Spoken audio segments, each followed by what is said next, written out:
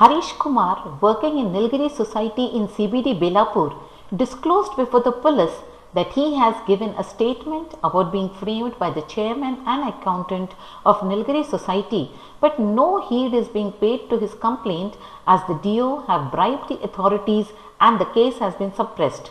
A court order is received of 9 lakhs being transferred to Harish's account.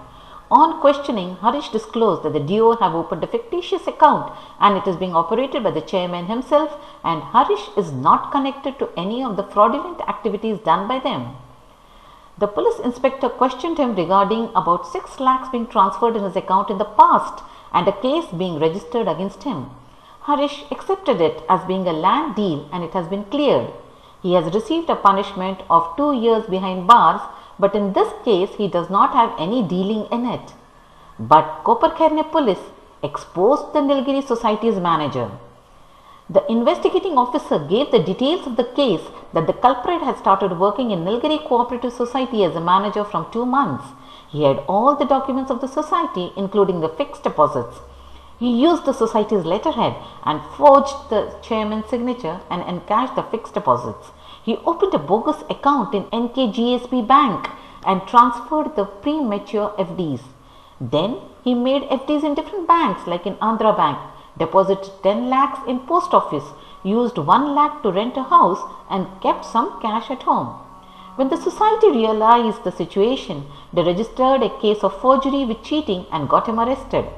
The police contacted the banks and freezed the FDs and recovered the cash from home. From 63 lakhs that he had pilfered, 52 lakhs were recovered by the freezed FDs.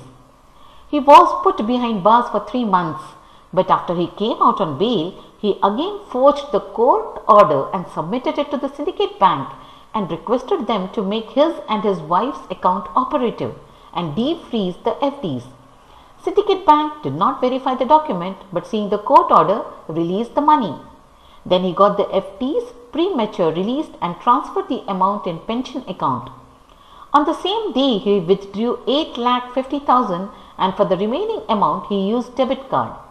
He tried using the same technique with the Andhra Bank and Post Office, but Andhra Bank did not release and, doubting discrepancy, informed the CBD police. The police immediately sent a letter to Syndicate Bank, but before the letter reached them, the transaction had been completed. The Andhra Bank complained to the Koparkhairane police station, which exposed the fraud.